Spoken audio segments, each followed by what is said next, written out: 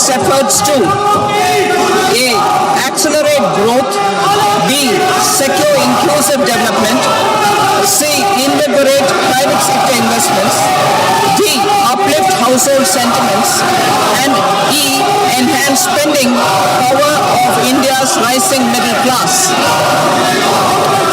Together, we embark on a journey to unlock our nation's tremendous potential for greater prosperity and global positioning under the leadership of Honorable Prime Minister Shri Narendra Modi. As we complete the first quarter of the 21st century, continuing geopolitical headwinds suggest lower global economic growth over the medium term.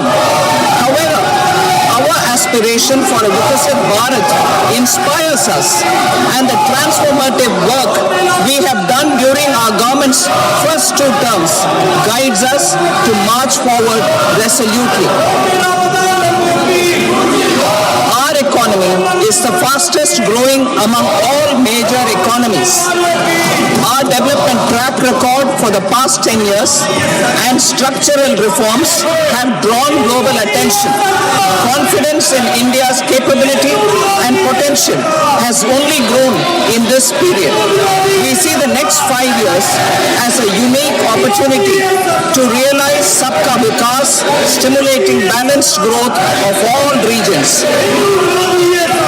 The great Telugu poet and playwright Gurujada Apparao had said, "Deshamante matti kadoy, deshamante manushalo," meaning a country is not just its soil, a country is its people.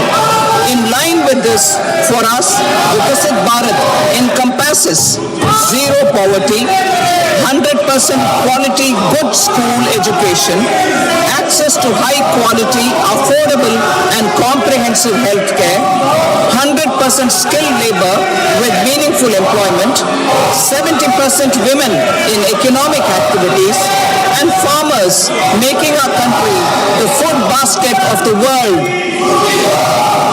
In this budget, the proposed development measures span 10 broad areas focusing on Garib, Youth, Annadata and Nari, spurring agricultural growth and productivity, building rural prosperity and resilience, taking everyone together on an inclusive growth path, boosting manufacturing and furthering Make in India, supporting MSMEs, enabling employment-led development, investing in people, economy and innovation, securing energy supplies, promoting exports and nurturing innovation. For this journey of development, our 4 powerful engines are agriculture, MSME, investments and exports. The fuel, our reforms, our guiding spirit, inclusivity, and the destination, Vikasit Bharat. This budget aims to initiate transformative reforms across 6 domains. During the first 5 years, these will augment our growth potential and global competitiveness. The domains are taxation, power sector, urban development, mining, financial sector, and regulatory reforms. Agriculture as the first engine. Now I move to specific proposals, beginning with agriculture as the first engine.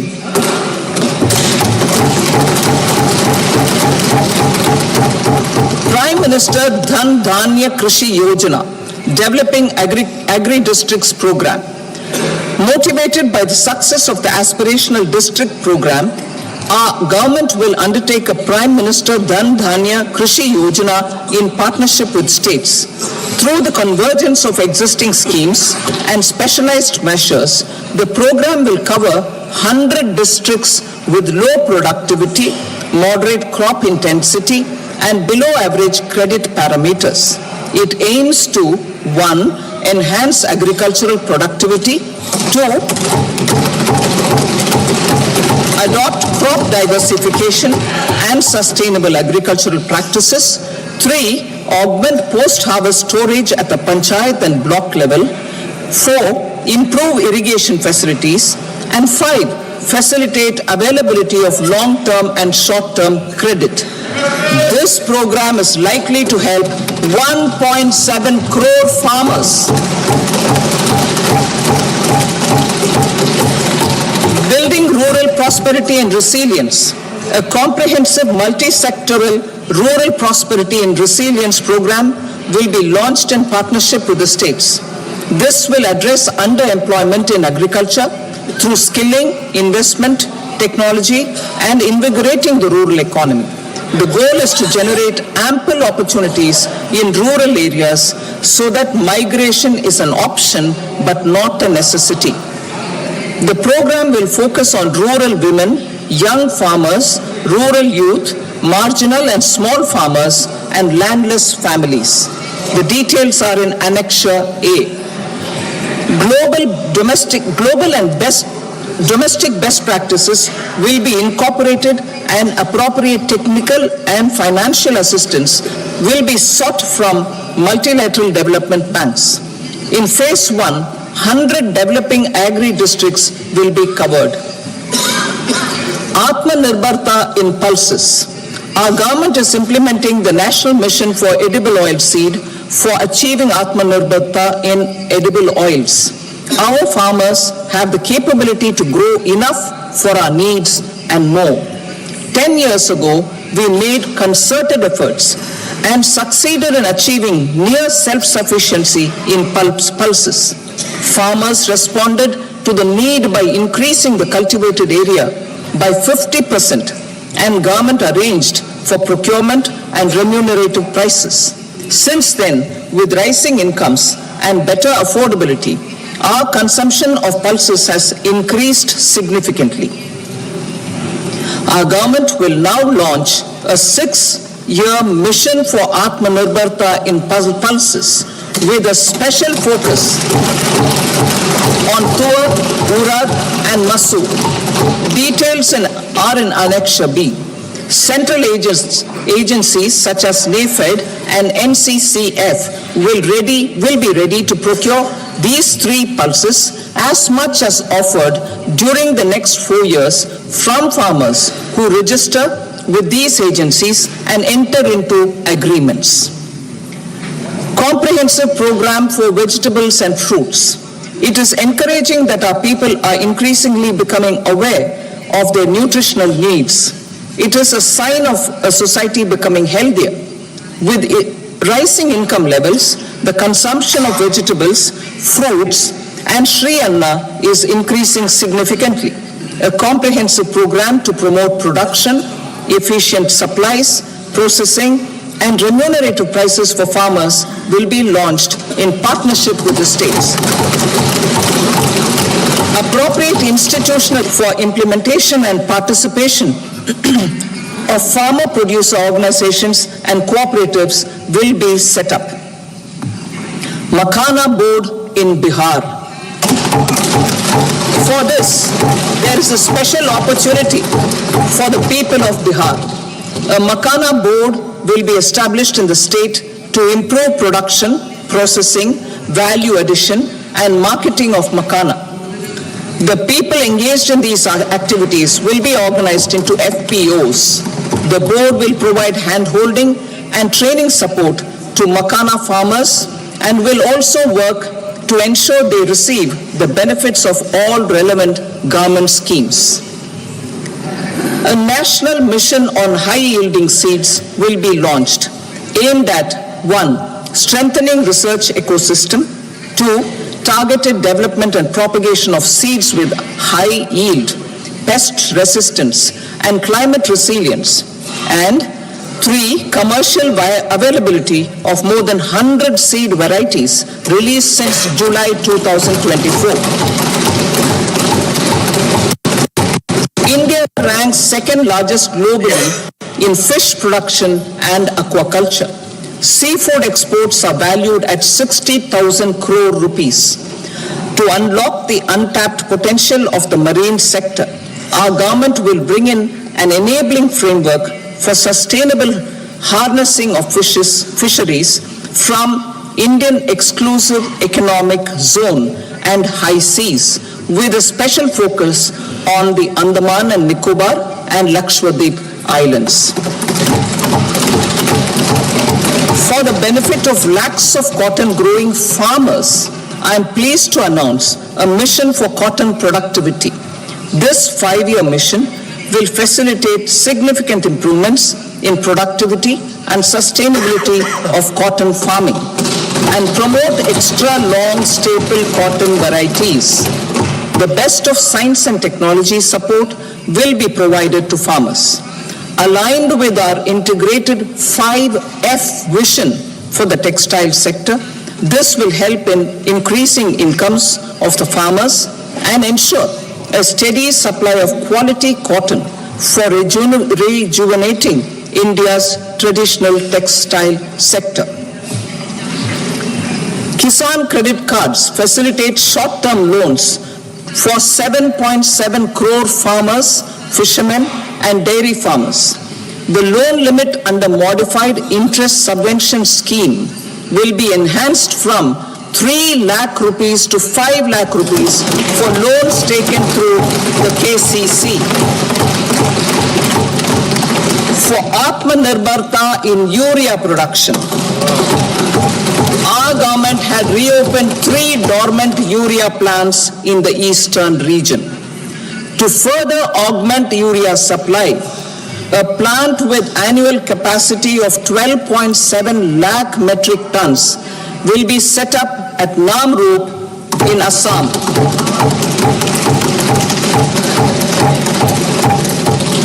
India Post, with 1.5 lakh rural post offices, complemented by the India Post Payment Bank and a vast network of 2.4 lakh Dak Sevaks, will be repositioned to act as a catalyst for the rural economy. Details are at Annexure C. India Post will also be transformed as a large public logistics organization. This will meet the rising needs of Vishwakarmas, new entrepreneurs, women, self-help groups, MSMEs, and the large business organizations. Our government will provide support to NCDC for its lending operations for the cooperative sector. MSMEs as the second engine. Now I move to MSMEs as the second engine, which encompasses manufacturing and services with a focus on MSMEs numbering 5.7 crores. Currently, over 1 crore registered MSMEs, employing 7.5 crore people and generating 36% of our manufacturing, have come together to position India as a global manufacturing hub. With their quality products, these MSMEs are responsible for 45% of our exports. To help them achieve higher efficiencies of scale, technological upgradation, and better access to capital, the investment and turnover limits for classification of all MSMEs will be enhanced to 2.5 and 2 times respectively. This will give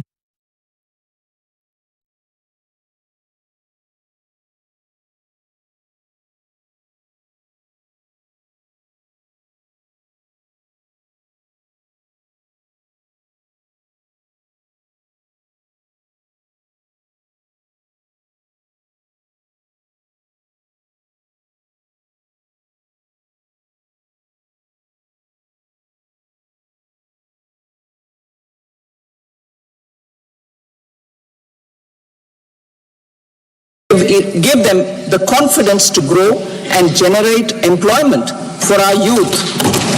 The details are given in Annexure D. To improve access to credit, the credit guarantee cover will be enhanced. First, for micro and small enterprises from 5 crore to 10 crore rupees, leading to additional credit of 1.5 lakh crores in the next 5 years. Second, for startups from 10 crore rupees to 20 crore rupees, with the guarantee fee being moderated to 1% for loans in 27 focus sectors which are important for Atmanirbhar Bharat. And for well-run exporter MSMEs, for term loans up to 20 crore rupees. Also for the micro enterprises, we will introduce customized credit cards with a 5 lakh rupee limit for micro enterprises registered on Udyam portal. In the first year, 10 lakh such cards will be issued. Fund of funds for startups. The Alternate Investment Fund, AIFs, for startups have received commitments of more than 91,000 crores rupees. These are supported by the fund of funds set up with the Government of India's contribution of 10,000 crore rupees. Now, a new fund of funds with expanded scope and a fresh contribution of another 10,000 crore rupees will be set up. A new scheme will be launched for 5 lakh women, scheduled castes and scheduled tribes, first-time entrepreneurs. This will provide term loans up to 2 crore rupees during the next 5 years. The scheme will incorporate lessons from the successful Stand Up India scheme. Online capacity building for entrepreneurship and managerial skills will also be organized. Measures for labor-intensive sectors. To promote employment and entrepreneurship opportunities in labor-intensive sectors, our government will undertake specific policy and facilitation measures. To enhance the productivity, quality, and competitiveness of India's footwear and leather sector, a focused product scheme will be implemented. The scheme will support design capacity, component manufacturing, and machinery required for production of non-leather quality footwear, besides the support for leather footwear and products. The scheme is expected to facilitate employment for 22 lakh persons, generate over 4 lakh crore rupees, and exports of over 1.1 lakh crore rupees. Measures for the toys sector. Building on the National Action Plan for Toys, we will implement a scheme to make India a global hub for toys. The scheme will focus on development of clusters, skills, and a manufacturing ecosystem that will create high-quality, unique, innovative, and sustainable toys that will represent the Made in India brand. Support for food processing. In line with our commitment towards Purvodaya, we will establish a National Institute of Food Technology, Entrepreneurship, and Management in Bihar.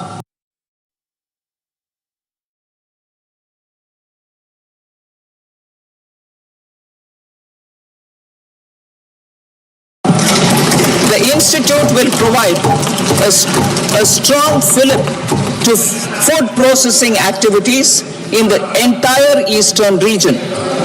This will result in 1. Enhanced income for the farmers through value addition to their produce, and 2. Skilling entrepreneurship and employment opportunities for the youth. Manufacturing mission, furthering Make in India. Our government will set up a national manufacturing mission covering small, medium, and large industries for furthering Make in India by providing policy support, execution roadmaps, governance, and monitoring framework for central ministries and states. Details are in Annexure E. Given our commitment to climate-friendly development, the mission will also support clean tech manufacturing. This will aim to improve domestic value addition and build our ecosystem for solar PV cells, EV batteries, motors and controllers, electrolyzers, wind turbines, very high voltage transmission equipment, and grid scale batteries. Investment as the third engine. Now I move to investment as the third engine, which encompasses investing in people, investing in the economy, and investing in innovation. Investing in people. Saksham Anganwadi and Poshan 2.0.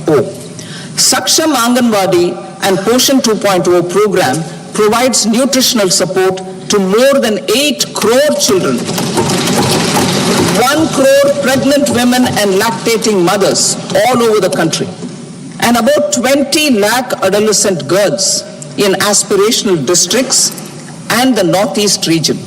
The cost norms for these nutritional support will be enhanced appropriately. Atal Tinkering Labs.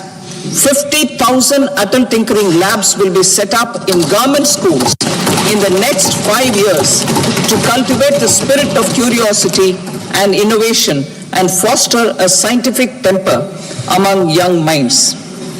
Broadband connectivity to government secondary schools and PHCs. Broadband connectivity will be provided to all government secondary schools and primary health centers in rural areas under the BharatNet project. Bharatiya Bhasha Pustak Scheme. We propose to implement a Bharatiya Bhasha Pustak scheme to provide digital form Indian language books for schools and for higher education. This aims to help students understand their subjects better and in their language. National Centers of Excellence for Skilling. Building on the initiative announced in the July 24 budget, 5 national centers of excellence for skilling will be set up with global expertise and partnerships to equip our youth with the skills required for Make for India, Make for the World manufacturing. The partnership will cover curriculum design, training of trainers, and a skills certification framework and periodic reviews. Expansion of capacity in IITs. Total number of students in 23 IITs has increased 100% from 65,000 to 1.35 lakh in the past 10 years.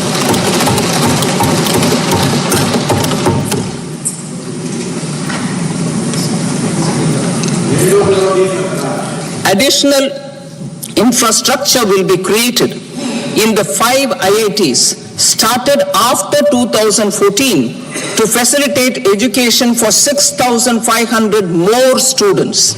Hostel and other infrastructure capacity at IIT Patna will also be expanded.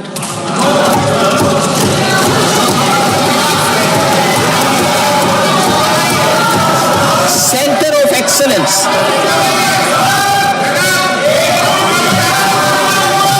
Center of Excellence in AI for Education.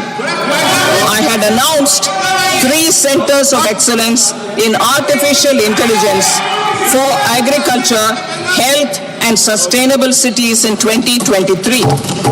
Now a center of excellence in artificial intelligence for education will be set up with a total outlay of 500 crores. Expansion of medical education.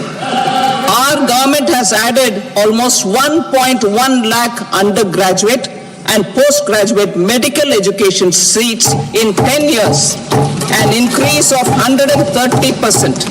In the next year, 10,000 additional seats will be added in medical colleges and hospitals towards the goal of adding 75,000 seats in the next 5 years. Daycare cancer centers in all district hospitals. Our government will facilitate setting up of daycare cancer centers in all district hospitals in the next 3 years. 200 centers will be established in 25-26 itself. Strengthening urban livelihoods. Our government has been giving priority to assisting urban poor and vulnerable groups. A scheme for socio-economic upliftment of urban workers will be implemented to help them improve their incomes, have sustainable livelihoods, and a better quality of life. PM Swanidhi scheme has benefited more than 68 lakh street vendors, giving them respite from high-interest informal sector loans.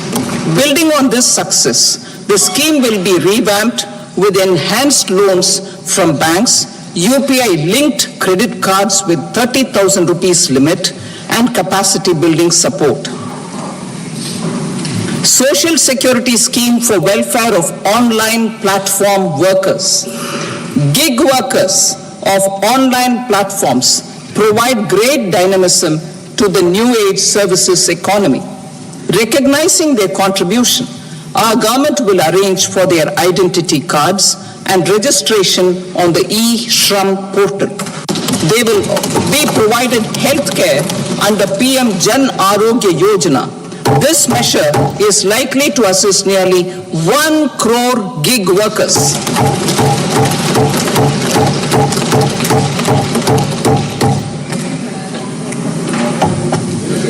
Investing in the economy. Public-private partnership in infrastructure.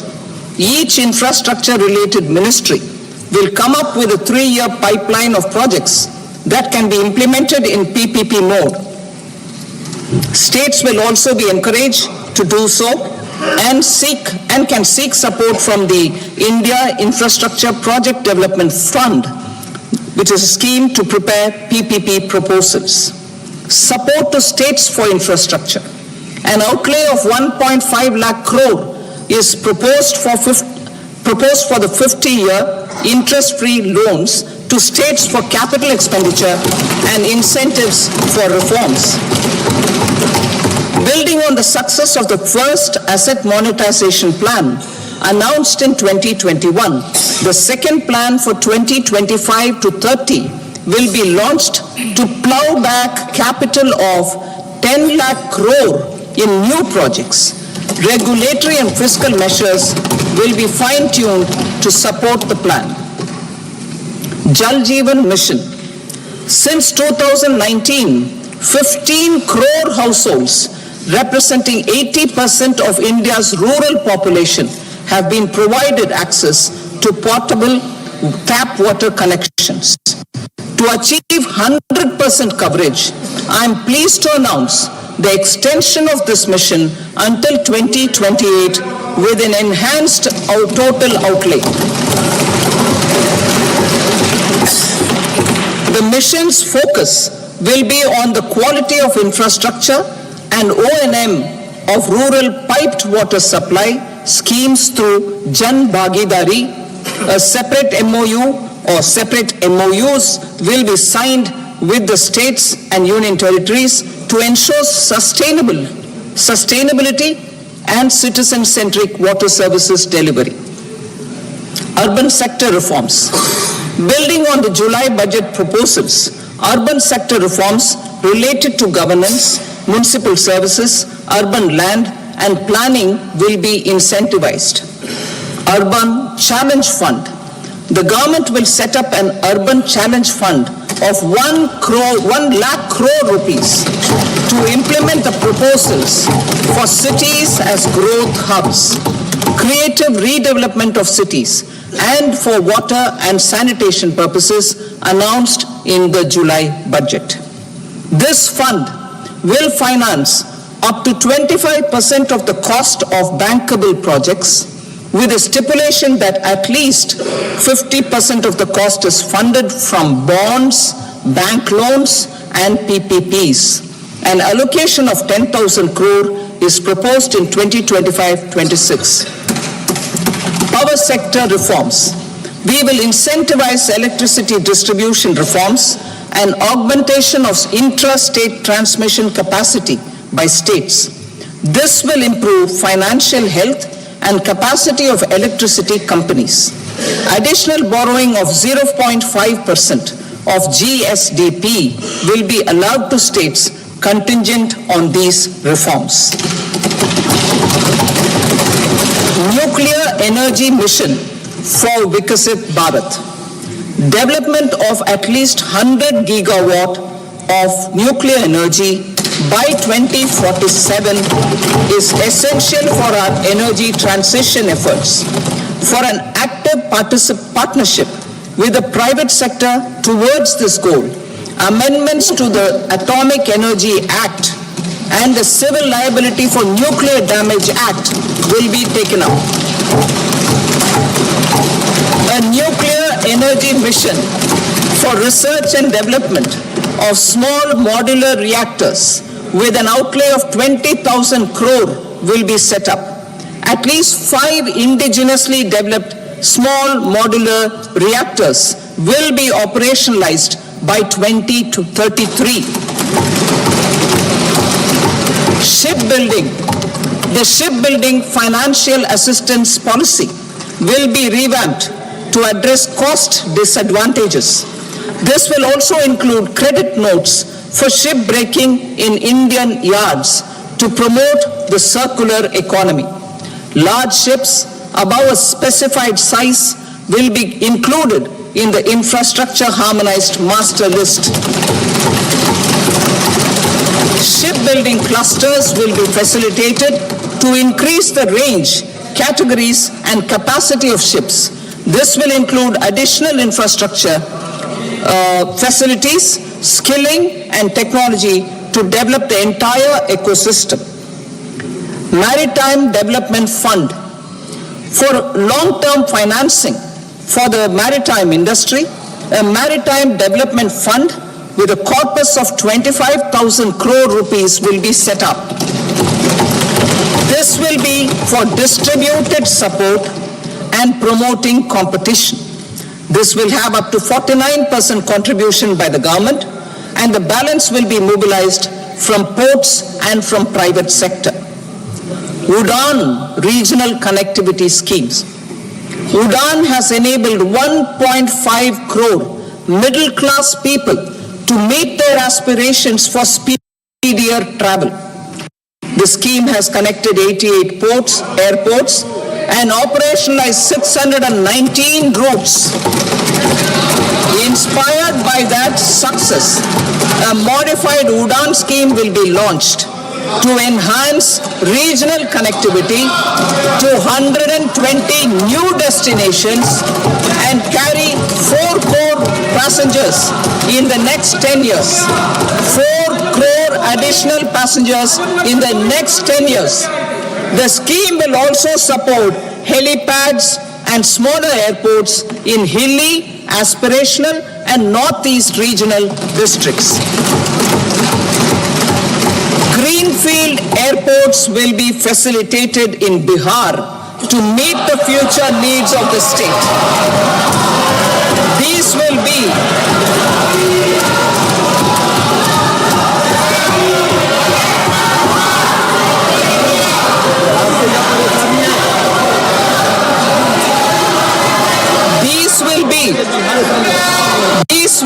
in addition to the expansion of the capacity of Patna Airport and a brownfield airport in Beta. Western Kosi Canal project in Mithilanchal. Financial support will be provided for the Western Kosi Canal ERM project, benefiting a large number of farmers, over 50,000 hectares of land in the Mithilanchal region of Bihar. Mining sector reforms. Mining sector reforms, including those for minor minerals, will be encouraged through sharing of best practices and institutions of a state mining index.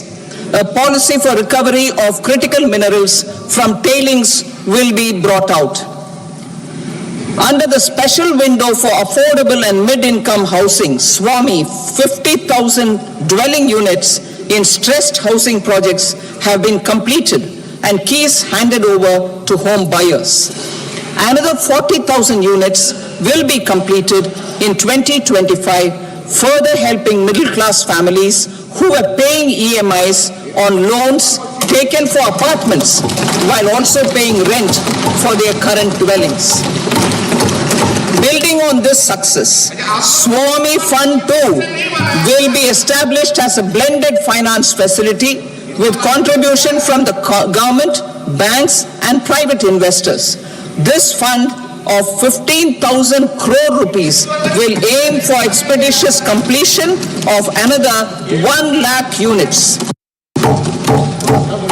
PM Gati Shakti data for furthering PPPs and assisting the private sector in project planning, access to relevant data and maps from the PM Gati Shakti portal will be provided. Tourism for employment-led growth. Top 50 tourist destination sites in the country will be developed in partnership with states through a challenge mode. Land for building key infrastructure will have to be provided by the states. Hotels in these destinations will be included in the infrastructure harmonized list. The following measures will be taken for facilitating employment-led growth. Organizing intensive skill development programs for our youth, including in institutes of hospitality management. Providing mudra loans for homestays. Improving ease of travel and connectivity to tourist destinations. Providing performance-linked incentives to states for effective destination management, including tourist amenities, cleanliness, and marketing efforts. And introducing streamlined e-visa facilities along with visa fee waivers for certain tourist groups. Continuing with the emphasis on places of spiritual and religious significance in the July budget, there will be a special focus on destinations related to the life and times of Lord Buddha. Medical tourism and heal in India. Medical tourism and heal in India will be promoted in partnership with the private sector along with capacity building and easier visa norms. Investing in innovation. To implement private sector driven research, development and innovation initiatives announced in the July budget, I am now allocating 20,000 crore rupees for this purpose. A deep tech fund of funds will also be explored to catalyze the next generation startups as a part of this initiative. In the next 5 years, under the PM Research Fellowship Scheme, we will provide 10,000 fellowships for technological research in IITs and IISc with enhanced financial support. The second gene bank with 10 lakh germplasm lines will be set up for future food and nutritional security. This will provide conservation support to both public and private sectors for genetic resources. We will start a national geospatial mission to develop foundational geospatial infrastructure and data. Using PM Gati Shakti, this mission will facilitate modernization of land records, urban planning, and design of infrastructure projects. A Gyan Bharatam mission for survey, documentation, and conservation of our manuscript heritage with academic institutions, museums, libraries, and private collectors will be undertaken to cover more than 1 crore manuscripts. We will set up a national digital repository of Indian knowledge systems for knowledge sharing. Now I move to exports as the fourth engine. We will set up an export promotion mission with sectoral and ministerial targets driven jointly by the Ministries of Commerce, MSME, and Finance. It will facilitate easy access to export credit, cross-border factoring support, support to MSMEs to tackle non-tariff measures in overseas markets. A digital public infrastructure, Bharat Trade Net, for international trade will be set up as a unified platform for trade documentation and financing solutions. This will complement the Unified Logistics Interface platform. The BTN will be aligned with international practices. Support will be provided to develop domestic manufacturing capacities for our economy's integration with global supply chains. Sectors will be identified based on objective criteria. Facilitation groups with participation of senior officers and industry representatives will be formed for select products and supply chains. Through this, there are huge opportunities related to Industry 4.0, which needs high skills and talent. Our youth have both.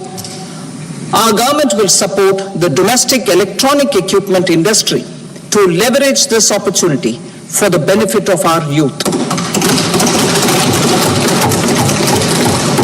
A national framework will be formulated as guidance to states for promoting global capability centers in emerging Tier 2 cities.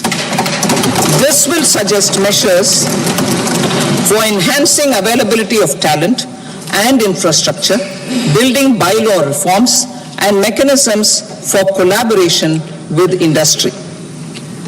Our government will facilitate upgradation of infrastructure and warehousing for air cargo, including high-value perishable horticultural produce. Cargo screening and customs protocol will be streamlined and made user-friendly. Reforms as the fuel. Over the past 10 years, our government has implemented several reforms for convenience of taxpayers, such as faceless assessment, 2, taxpayer charter, 3, faster returns, 4, almost 99% returns being on self-assessment, and 5, Vivad Se Vishwas scheme.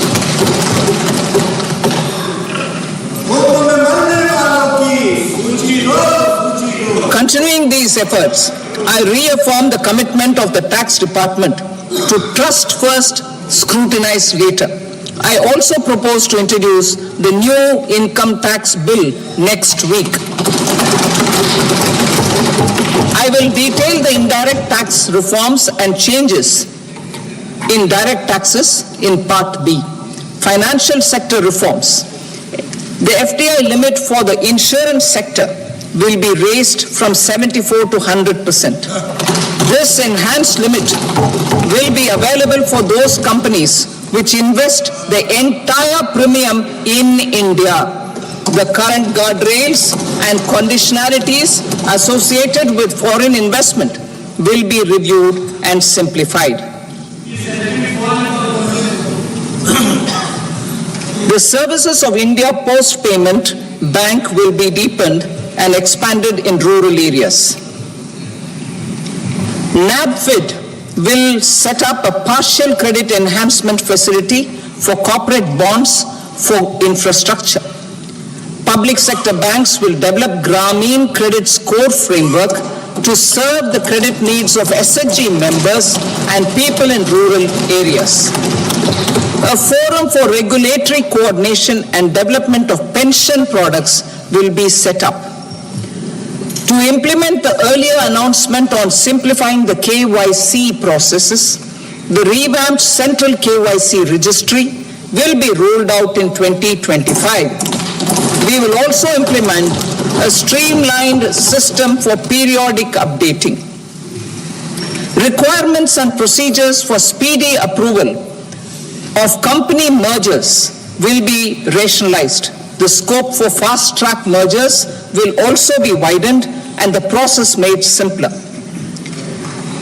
As proposed in the interim budget, we signed bilateral investment treaties with 2 countries in 2024. To encourage sustained foreign investment and in the spirit of First Develop India, the current model BIT will be revamped and made more investor-friendly. In the last 10 years, in several aspects, including financial and non-financial, our government has demonstrated a steadfast commitment to ease of doing business. We are determined to ensure that our regulations must keep up with technological innovations and global policy developments. A light touch regulatory framework based on principles and trust will unleash productivity and employment. Through this framework, we will update regulations that were made under old laws. To develop this modern, flexible, people-friendly, and trust-based regulatory framework appropriate for the 21st century, I propose 4 specific measures. A high-level committee for regulatory reforms will be set up for a review of all non-financial sector regulations, certifications, licenses, and permissions. The committee will be expected to make recommendations within a year. The objective is to strengthen trust-based economic governance and take transformational measures to enhance ease of doing business, especially in matters of inspection and compliances. States will be encouraged to join in this endeavor. An investment friendliness index of states will be launched in 2025 to further the spirit of competitive, cooperative federalism. Under the Financial Stability and Development Council, a mechanism will be set up to evaluate impact of the current financial regulations and subsidiary instructions.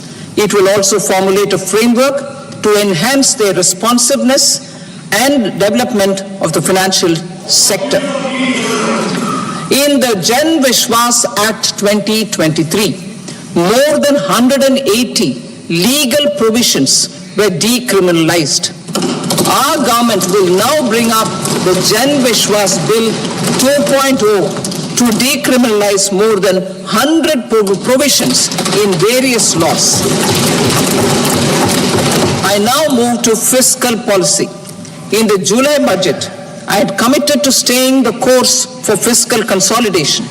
Our endeavor will be to keep the fiscal deficit each year such that central government debt remains on a declining path as a percentage of the GDP. The roadmap for the next 6 years has been detailed in the FRBM statement. Revised estimates for 2024-25.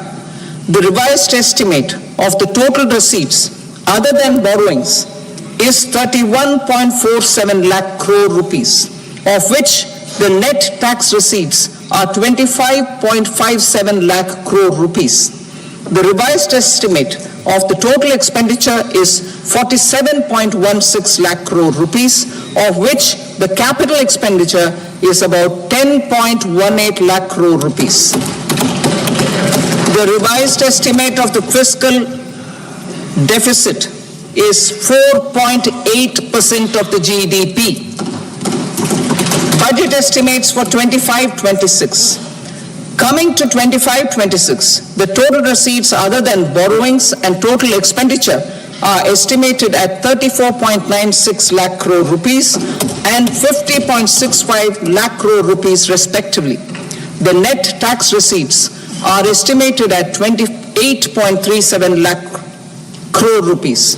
The fiscal deficit is estimated to be 4.4% of GDP. To finance the fiscal deficit, the net market borrowings from dated securities are estimated at 11.54 lakh crore. The balance financing is expected to come from small savings and other sources. The gross market borrowings are estimated at 14.82 lakh crore rupees. I will now move to Part B. Indirect taxes. My proposals relating to customs aim to rationalize tariff structure, and address duty inversion. These will also support domestic manufacturing and value addition, promote exports, facilitate trade, and provide relief to common people.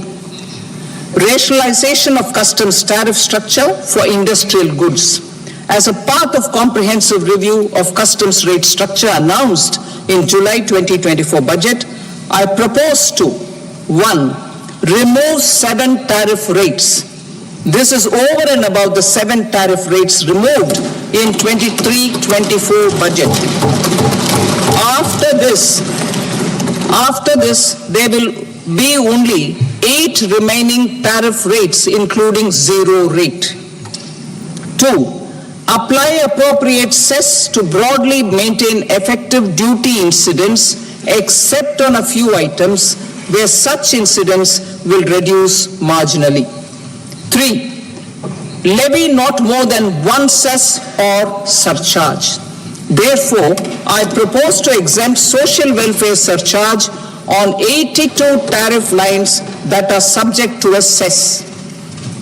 I shall now take up sector-specific proposals.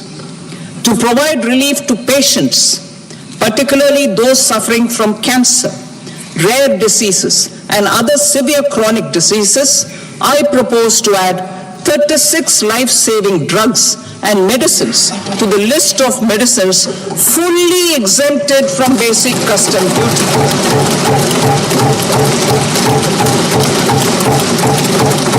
I also propose to add 6 life-saving medicines to the list attracting concessional custom duty of 5%. Full exemption and concessional duty will also respectively apply on the bulk drugs for manufacture of the above. Specified drugs and medicines under patient assistance programs run by the pharmaceutical companies are fully exempt from BCD, provided the medicines are supplied free of cost to the patients. I propose to add 37 more medicines along with 13 new patient assistance programs. Support to domestic manufacturing and value addition. Critical minerals. In the July 2024 budget, I had fully exempted BCD on 25 critical minerals that are not domestically available. I had also reduced BCD of 2 other such minerals to provide a major fillip to their processing, especially by MSMEs. Now, I propose to fully exempt cobalt powder and waste, the scrap of lithium-ion battery, lead, zinc, and 12 more critical minerals. This will help secure the availability for manufacturing in India and promote more jobs for our youth. To promote domestic production of technical textile products such as agro-textiles, medical textiles, and geotextiles at competitive prices, I propose to add 2 more types of shuttle-less looms to the list of fully exempted textile machinery. I also propose to revise the BCD rate on knitted fabrics covered by 9 tariff lines from 10 or 20 to 20% or 115 rupees per kg, whichever is higher. Electronic goods. In line with our Make in India policy and to rectify inverted duty structure, I propose to increase the BCD on interactive flat panel display from 10% to 20% and reduce the BCD to 5% on open cell and other components. In 23-24 budget, for the manufacture of open cells of LCD, LED TVs, I had reduced the BCD on parts of open cells from 5% to 2.5%. To further boost the manufacture of such open cells, the BCD on these parts will now stand exempted. Lithium-ion battery. To the list of exempted capital goods, I propose to add 35 additional capital goods for EV battery manufacturing and 28 additional capital goods for mobile phone battery manufacturing. This will boost domestic manufacture of lithium-ion batteries both for mobile phones and for electric vehicles. Shipping sector. Considering that shipbuilding has a long gestation period, I propose to continue the exemption of BCD on raw materials, components, consumables, or parts for the manufacture of ships for another 10 years.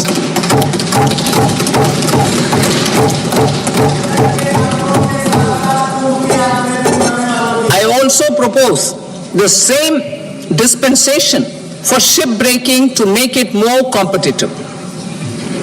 Telecommunication.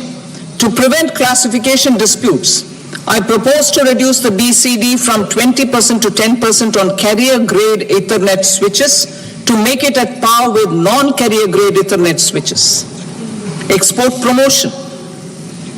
To facilitate exports of handicrafts, I propose to extend the time period for export from 6 months to 1 year, further extendable by another 3 months if required. I also propose to add 9 items to the list of duty-free inputs. Leather sector. I propose to fully exempt BCD on wet blue leather to facilitate imports for domestic value addition and employment. I also propose to exempt crust leather from 20% export duty to facilitate exports by small tanners. Marine products.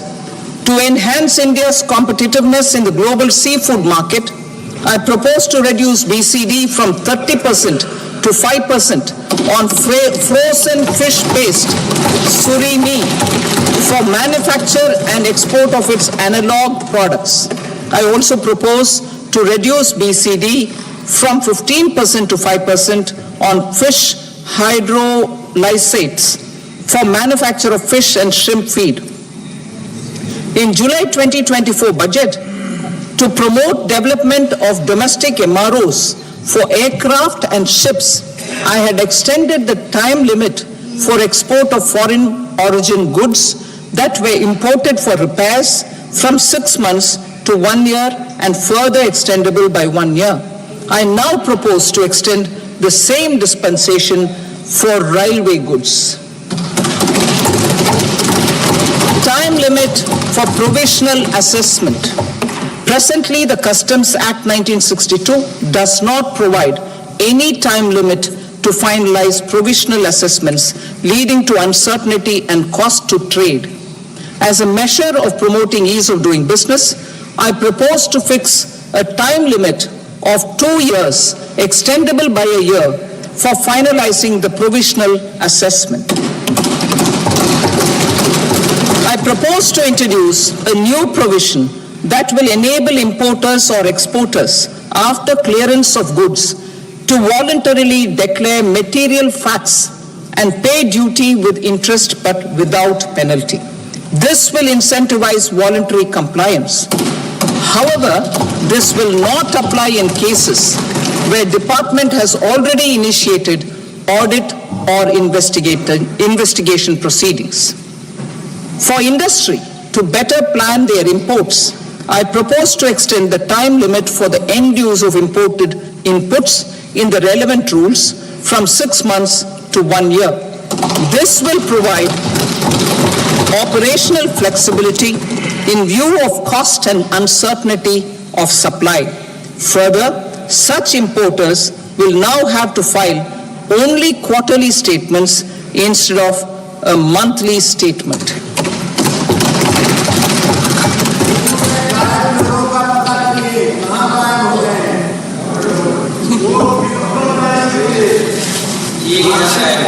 I now come to my direct tax proposals.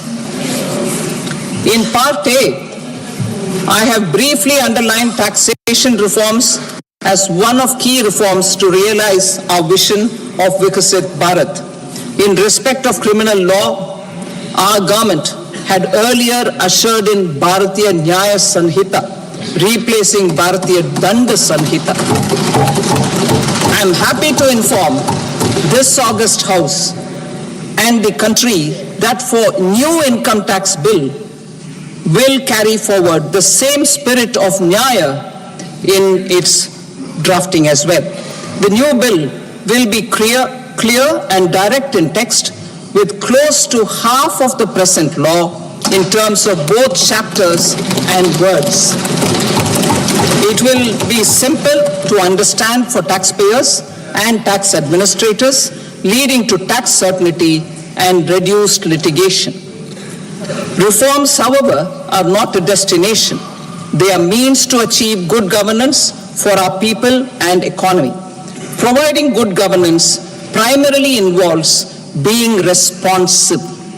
The Tirukural captures this in verse 542, which reads, "Vaanokki vaazhum ulagallam, mannavan kol nokki vaazhum kudi," meaning, just as the living beings live expecting rains, citizens live expecting good governance. Our government is committed to keeping an ear to the ground and a finger on the pulse and responding while balancing our national building efforts.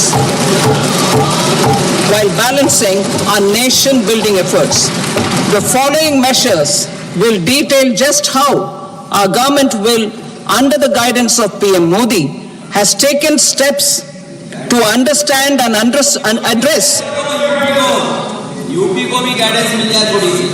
I repeat that sentence, sir.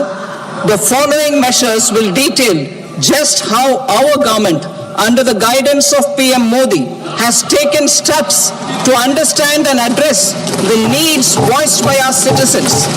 My tax proposals are guided by this spirit. The objectives of my proposals are as follows. Personal income tax reforms with special focus on middle class.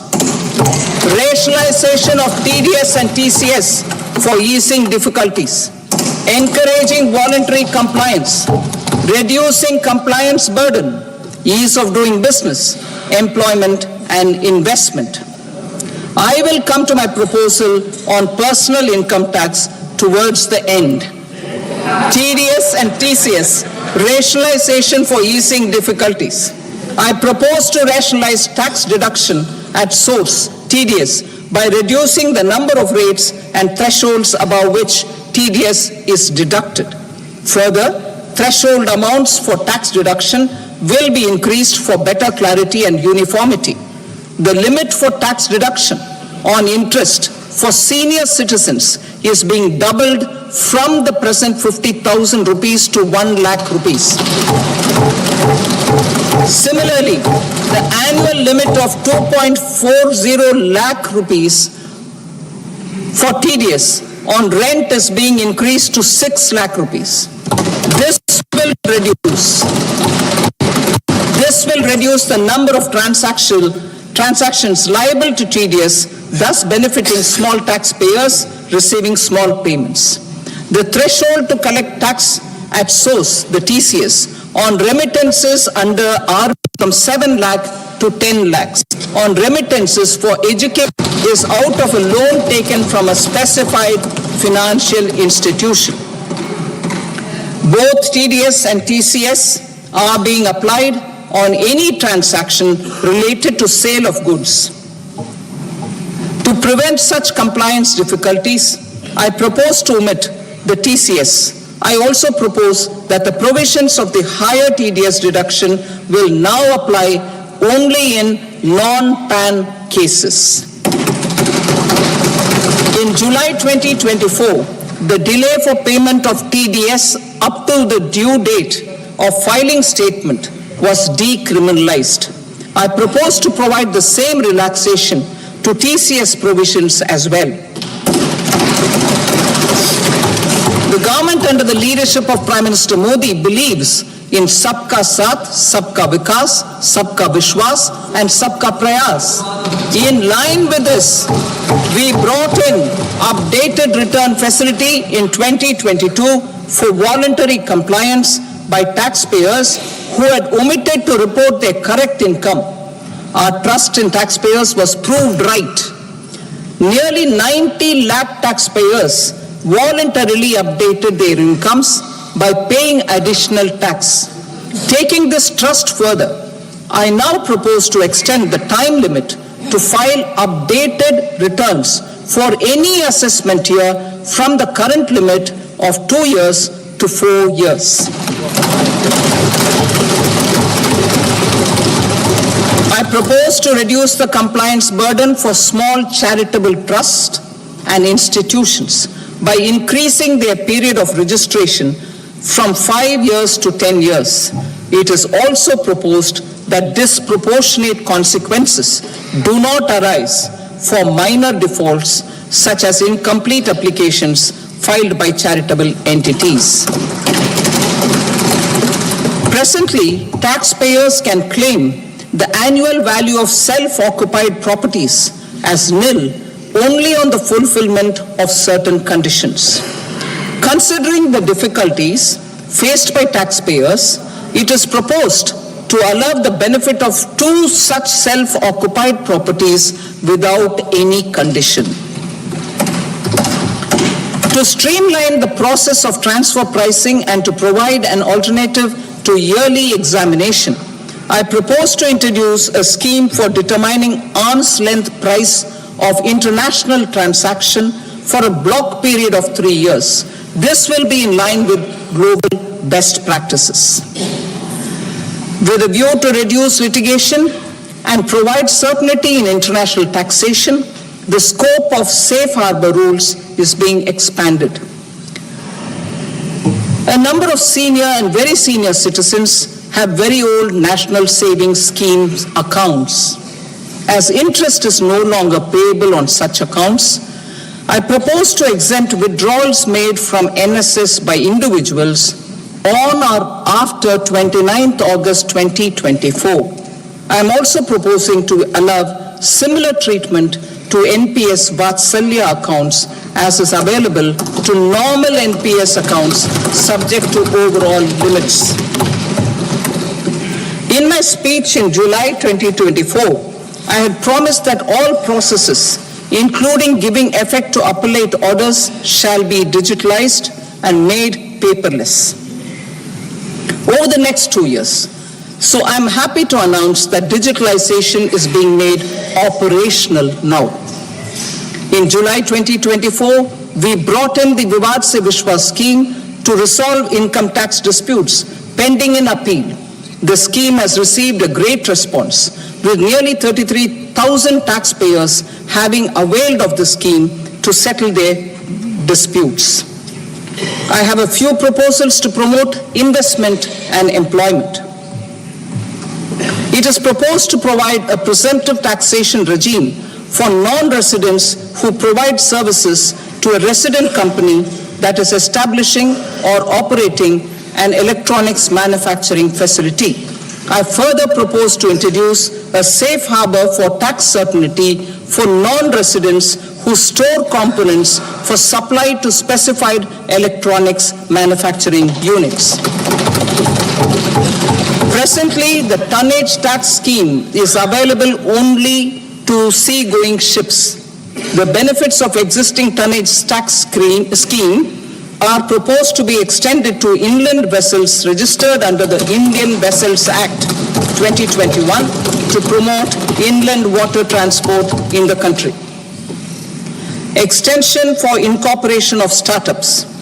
We continue to support the Indian startup ecosystem. I propose to extend the period of incorporation by 5 years to allow the benefit available to startups which are incorporated before 1/4/2030. In order to attract and promote additional activities in the IFSC, I am inter alia proposing specific benefits to ship leasing units, insurance offices, and treasury centers of global companies which are set up in IFSC. Further, to claim benefits, the cutoff date for commencement in IFSC has also been extended by 5 years to 31/3/2030. Category 1 and Category 2 AIFs are undertaking investments in infrastructure and other such sectors. I propose to provide certainty of taxation to these entities on the gains from securities, to promote funding from sovereign wealth funds and pension funds to the infrastructure sector. I propose to extend the date of making an investment by 5 more years up to 31st March 2030.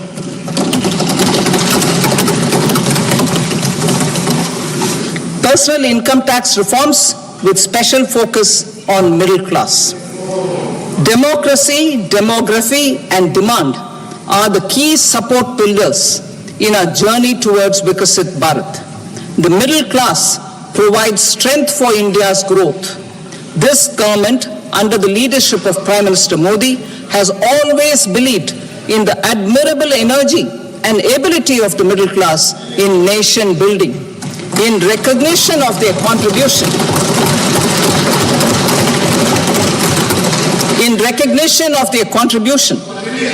we have periodically reduced their tax burden. Right after 2014, the nil tax slab was raised to 2.5 lakhs of rupees, which was further raised to 5 lakh rupees in 2019 and to 7 lakh rupees in 2023. This is reflective of our government's trust on the middle class taxpayers. I am now happy to announce that there will be no income tax payable up to income of 12 lakh rupees.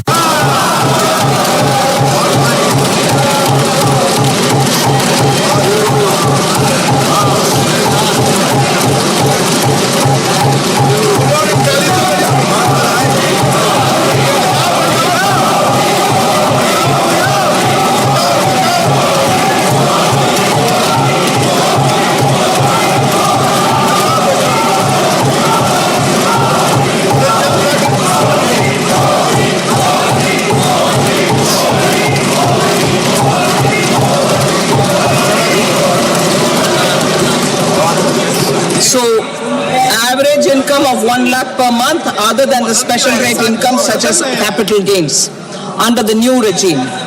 This limit will be 12.75 lakh for salaried taxpayers due to the standard deduction of 75,000. Slabs and rates are being changed across the board to benefit all taxpayers. The new structure will substantially reduce the taxes of the middle class and leave more money in their hands, boosting household consumption, savings, and investment.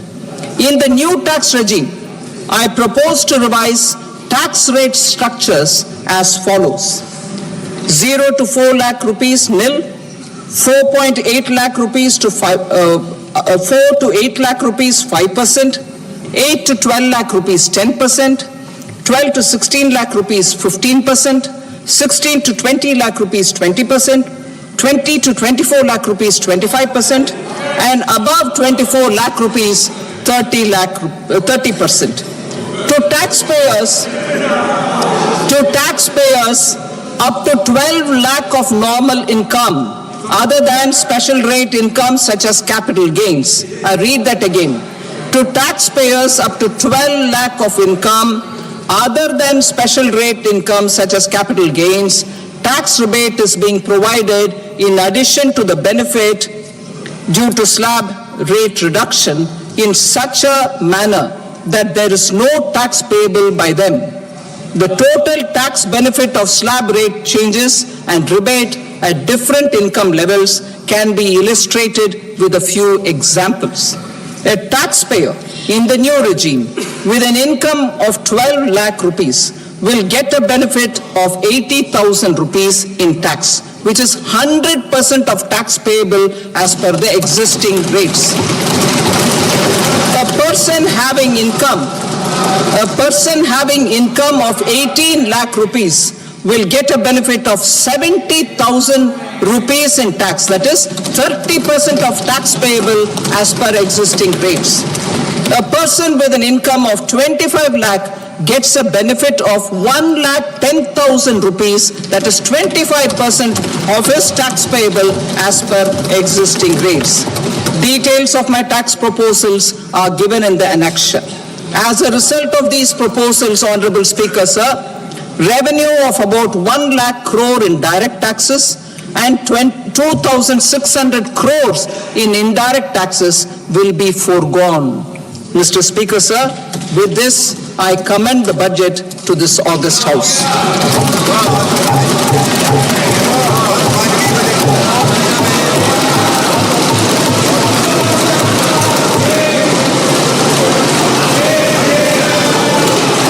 Item number 2, Srimati Nirmala Sitharaman.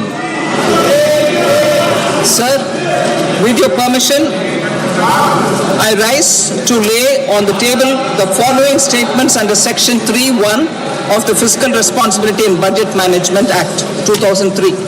Medium-term fiscal policy cum fiscal policy strategy statement and macroeconomic framework statement. Item number 3, Srimati Nirmala Sitharaman.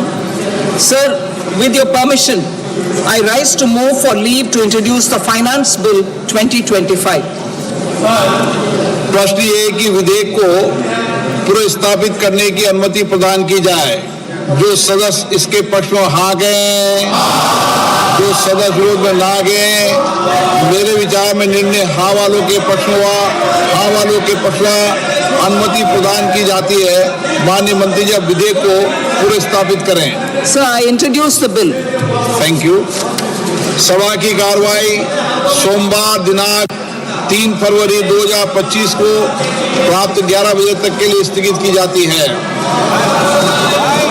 A big announcement by Finance Minister Nirmala Sitharaman, saving the best for the last. No income tax up to 12 lakh rupees per annum. It was 7 lakh rupees earlier. She's increased that straight away by 5 lakh rupees. So the big headline coming out of the Union Budget 2025, you don't have to pay income tax up to 12 lakh rupees per annum. It's a huge deal, particularly for people who are in the middle class, lower middle class. And of course, the details of the new tax slabs and rates will be out in the new income tax bill, which will be presented in Parliament next week. But the big headline that's come out from the budget speech lasting about an hour and 18 minutes, is that up to 12 lakhs income per annum, there is zero tax. Rahul Shivshankar joining me here in the studios. Rahul, big announcement this. People were talking about tax cuts. Here it is. It's a big bonanza for the middle class. Absolutely, Zach. I think that's the conversation we were also having in the studio yesterday, and I think that we should take a little bit of credit for interpreting what the Prime Minister said yesterday and actually building it up as a national news story. But this was widely anticipated after a large number of signs that were already sort of flagged by both the FM in earlier iterations a few weeks ago, and of course through source-based information that was emerging from the Finance Ministry. Why am I not surprised? Well, look, I don't want to be pessimistic, but the point is that fundamentally you need to boost consumption in the economy. It has to happen, and there has to be a little bit of money put in the pockets of the beleaguered middle class. Of course, our experts will tell you how this breaks down, but number one, that's the first point. Number two, of course, there are also the spectre of a couple of elections. Bihar was mentioned a few times in this budget. Delhi election is sort of, looming somewhere in the background. Excuse me, in 7-8 days, we're going to have polling here. So all of this will feed in. I'm not saying that this is directly responsible for this particular exemption and this tax sort of sop that has come the middle class way, but I think there was a need to indulge, as I said, for macroeconomic reasons. So this is really we will break it down tax slab by tax slab for our viewers, but what the Finance Minister said is that for someone who is earning 12 lakh rupees compared to what the slab was, the starting slab at 7 lakh rupees last year, the gain in net taxation would be 80,000 rupees is what she said.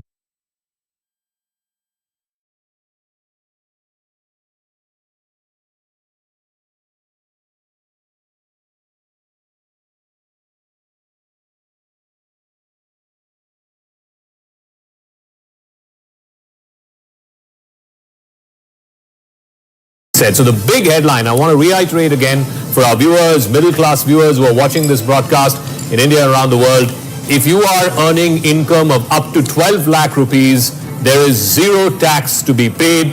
The rest of the slabs and the rates, we will know in some time once the budget document is out. We have our guests here in the studio. Nalin, what do you make of that? This was something that the government had to do to put more money in the hands of the people? Well, it's a good move, and I think just listening to initial reaction, people are very happy with it. I can tell you something how the markets are reacting. The markets are flat. The markets halfway through the speech dropped. They were up till half point. They dropped immediately after that. They're flat at the moment. And only the Nifty mid-cap is now in the green. Everything else is in red. Part of that reason possibly is because of the reduction in capex. The capex revised estimate is much lower with 10.8 lakh, whereas it was 15 point something lakh earlier. So that seems to be the case. If you look at the stocks which are driving the downfall, those are a mixed bag. Those are stretched across consumer companies to healthcare and others. So it's a bit unclear why the markets are down.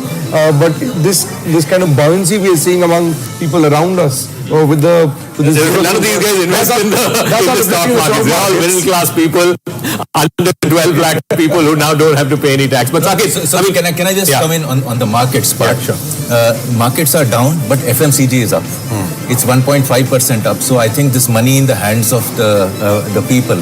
There is an anticipation of consumer goods, FMCG goods being bought, and that sector is up. Rest of the sectors are down now. If the causality is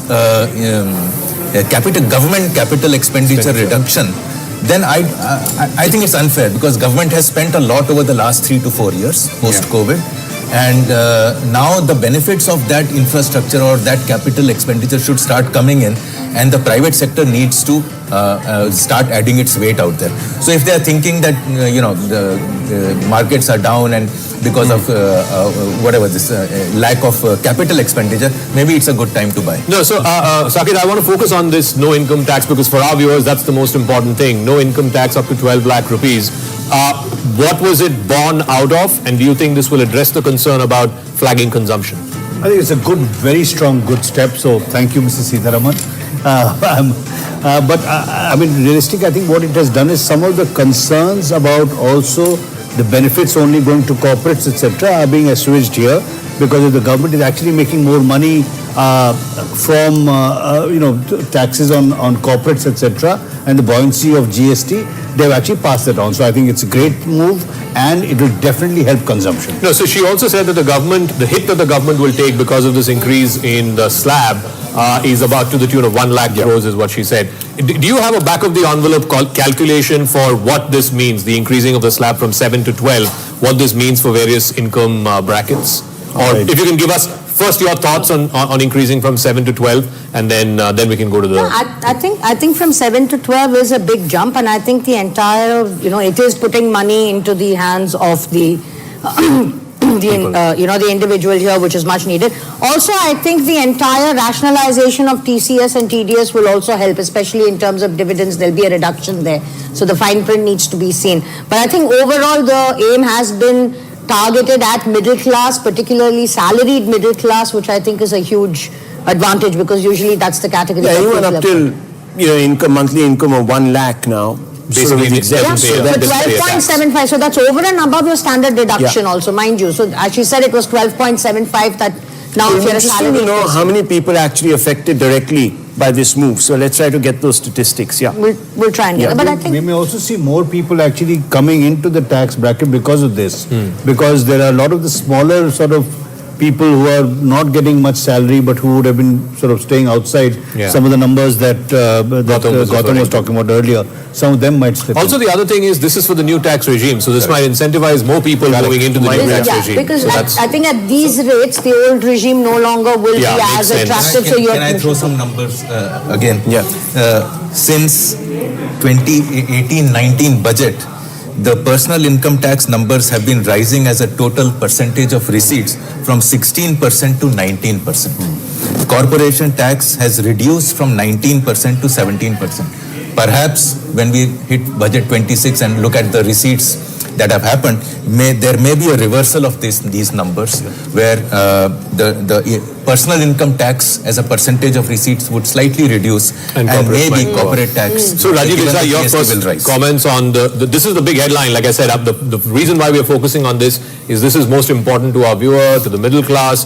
This increase of the basic exemption from 7 lakhs to 12 lakhs. What does it mean? Well, everybody welcomes a buck in their pocket, that's for sure. So in that sense, it's a good thing.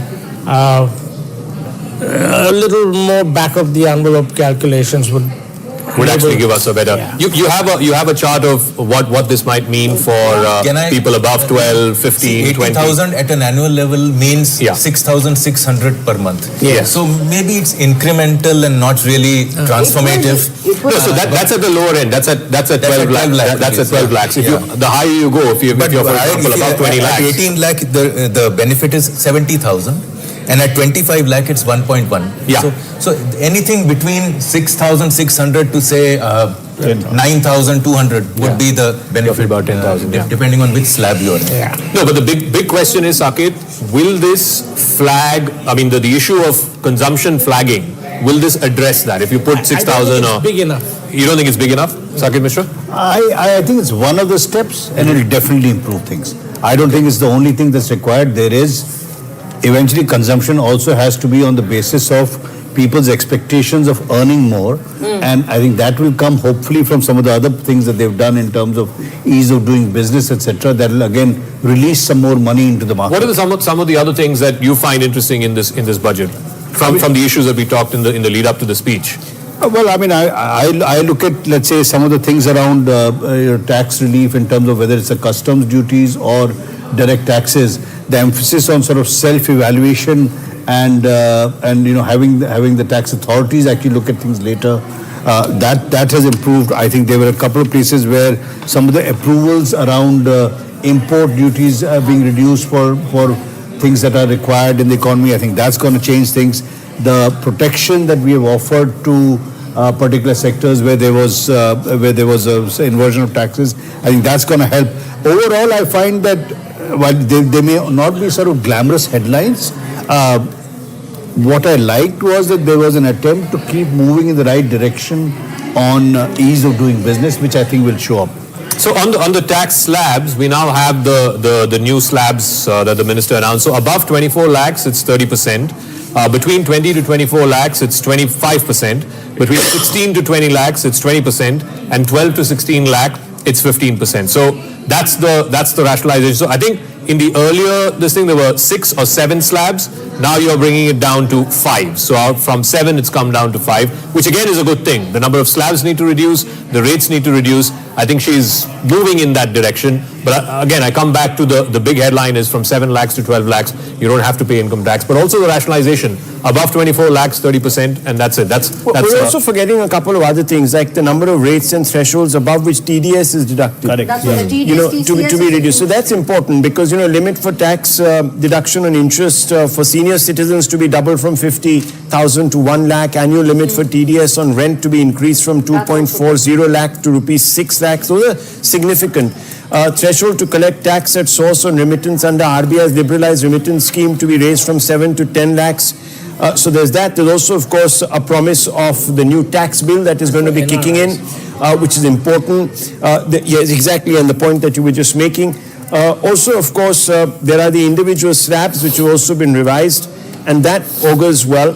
So there will be net some amount of money now that the middle class will be able to save and perhaps spend, hopefully spend, not save for a rainy day. But the thing is that while we chase the big headline, and we're going to come back to it because obviously it's the most direct connect with the public, what about deregulation? What about some of the other big steps, the reformist steps that were supposed to be taken? Of course, we can discuss that. So, only one that they've done is for within your financial sector. They said FSDC will take on some amount of regulatory impact assessment for some of them. But apart from that, there's actually nothing else that's Is that the reason why the stock markets... Jan Vishwas 2.0 will be better? Yeah. It's not. She has said there will only 100 more provisions will get decriminalized. So again, I think they're just playing around. So there's support it's a waste of time. There's a big support to MSMEs. There's a fund for startups. And urban.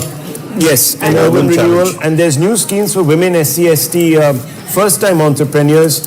And there's a national manufacturing mission which has been announced. But I think, when it came to deregulation, there was an announcement made. I think a committee, they're setting up a committee to look at deregulation for non-financial So how will sectors. the markets and how will reformists read that? As something that's been kicked down the road? Or, I don't know the immediacy, I don't know the time limits, I don't know, we don't have a horizon. for whether those steps will be taken and when will they be I'm taken. being told that the markets are rebounding. Is that correct? Just checking. As far as the consumer goes, I mean, Godrej is up 5%. Hindustan Lever is up 2%, ITC is up 3.5%. So basically all the FMCG stocks are doing well, which means that the consumption... That's where this new 4,000, 6,000 rupees. Actually, the markets are further down compared to 10 minutes ago. The Sensex is at 77,308, is down by 0.25%. 10 minutes ago, when Gautam and I were checking, it was down by 0.18%. Okay. The Nifty 50 is down by 0.17%. Yeah. The Nifty Bank Index is also down. Nifty Mid Cap 100, which was actually in green 15 minutes ago, is also now in the red. No, but what does it say to you that all of these major indices, broad indices are in the red, but FMCG stocks are up? What does that say? That fundamentally is a reflection of the fact that there's now likely to be more money in people's pockets in the middle class. So people are expecting that there'll be more consumption. I mean, fundamentally it's coming. I think to me that's a fascinating story in itself. The way the markets are reacting. Some stocks, like Gautam said, ITC, Unilever, etc., are up. Whereas But the rest the of larger thing is not moving. Largely, it seems, and it's too early. We still have to see the fine print and so on, and we still have to see the fine print in the personal tax one. But largely, capex is down. Right, or it looks like at least the estimates for revised estimates fairly down. So, and there's no big bang reform. Nothing. There is no nothing moving the animal spirits of the economy. A lot of stuff for Bihar, shoring up of Bihar. Very disappointing. Khana Commission. Makana, then your Udan Airport. Yes. That also, Airports and- Udan as well. Bihar was mentioned about 3 or 4 times, I think, if I'm not mistaken, and that sort of is political signaling. It was spread across multiple things, wide breadth of Bihar. That's right. Interestingly, very little of Andhra, but Andhra's got a lot of stuff just before the budget. That's right. So Also, Andhra doesn't have elections this year. Yeah, Bihar does. exactly. I think, So there you I go. think that makes a big difference. There is this central KYC. No mention of disinvestment at all? Okay. There's a central KYC that she has announced, Which- and which has I been think the- that's going to be a one-time big problem by all of us who will have to do this KYC. But I hope after this there will be no more further KYC. But except this has been a there will be pipeline for a while. I believe there will be nominal. Periodic updates. So just to throw it out there, how close are we to the EAC's vision and his recommendations? Quite far. Quite far. This insurance, they are planning to make it 100% FDI. Yeah. I do not think this is a good idea. No, but They are calling it a reform, but reform doesn't mean FDI, and particularly in insurance, which has repeatedly, consistently shown itself to be more of an industry, Pirate industry. gouging kind of an industry under the eye of the regulator, which has become an industry association. there is a flip so side I'm of not it. sure whether Premiums being invested in the country No, there is is a an good idea. idea. It's a good idea. That I don't actually think goes that's on. right. It's a Because long-term they said that, but 100% only if all the entire Premiums premium is collected. invested within the country. Yeah. But I'm just I saying think I that look at it from the consumer point of view. Yeah. Insurance industry has not been very. look, there is a distraction, and we're all sort of focusing on the distraction, very welcome distraction for a lot of people. So let's not by any standard sort of underplay it. It's a very important move to put, give somebody a little bit to cheer about in a usually larger growing business scenario, brutal scenario. But fundamentally, have we moved closer to that 1991 moment, so to speak, that so many people have been talking about? I don't know. Not even in the same ballpark. Not even in the same ballpark. And whether this is enough for even a 7% growth rate, I'm not really So I don't see sure. growth here. I don't see growth either. Yes, middle class and all good luck to them, and may they be happy and all of that. But the growth is missing from this budget. You said growth. You said if this is not going to be a reform budget, it's not going to be a budget at all. All of you said tax cuts, and she's eliminated tax cuts. So that's one thing you've got to give credit to the finance minister That for. credit is given. Now let's move forward, and what the is credit is next? there. No, but can I also do a round the table on the stuff that's expected to become more expensive and the stuff that's expected May I to give become a quick cheaper? update, Zaka? We've been talking about the stock market. In the last 5 minutes, it's falling further. Further down. It's now down by about 0.4%. And you reckon it's largely the capex thing. Also, there was expectation about rationalization of STCG, LTCG, the STT. All of that. Did you hear anything from the budget on that? I didn't Okay, hear anything. so maybe I it's heard because of that as well. but fundamentally, this is reflecting the fact that there is no big bang wow things for investors. There's no wow factor in the Apart from the more money in the middle class pockets. No, so I was also curious to know about this whole incentives for electric vehicles. I think she's reducing the customs duty on lithium-ion batteries, and therefore that will give a fillip to electric vehicles. Is there anything else that you reckon might become cheaper because of some of the reduction in customs duty? I think some drugs, 30-odd drugs. So that was interesting. From a healthcare point of view, I think a lot of the drugs are moving to zero duty or low duty. Plus, I noticed the entire thing of opening cancer centers across various district hospitals, which I think is fantastic. The other important point is the momentum in rural India. There's been a push to ensure that that doesn't flag. Loans via Kisan credit card limits have been increased. So that's very important actually. Also credit card cover for MSMEs. So job creation to expand from 5 crores to 10 crores for startup MSMEs, credit cover expanded from 10 crores to 20 crores. So look, I mean, if you really look at it from a workman sort of point of view, there are some small incremental changes which will perhaps continue to emphasize the importance of creating jobs. Nalin is raising his hand. I want to make it's a an quick ominous No, raise of the hand. Sorry, I want to make a small update. You know, this 12 lakh thing is not a small thing because 80% of Indians earn below 12 lakhs. Right? That's so, right. That's so the in number. that sense, the wider political import of this is going to be much wider than... No, we talk about the Bihar elections. The Delhi elections are 3 days away. And I think this will have an impact. Just think about the gig economy. Think about so many people who are finding it difficult to So make we have social ends meet. sector for the gig economy now. Yes, you have That's security very small guards. amount. You have security That's- guards. You have people who are employed as chauffeurs. You Delivery have, boys. Exactly.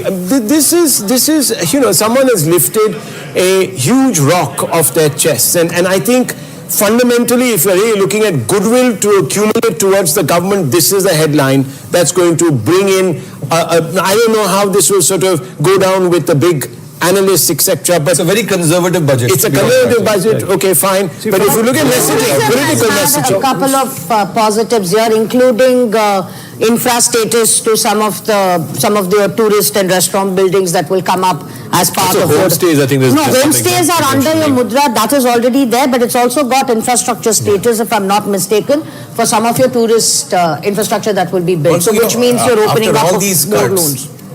the fiscal deficit for last year is 4.8. For the proposed is 4.4. This is very big. And therefore, she's continuing on the fiscal glide Yeah. path. No, but is that towards necessarily, I mean, just to play devil's advocate just a here, macro. is that just a good thing? Yeah, it's a good thing. Because I actually think if you look at where the markets are, for instance, and I'm not necessarily invested in it. You should be. No, I don't have the money. But He spent it all on an election.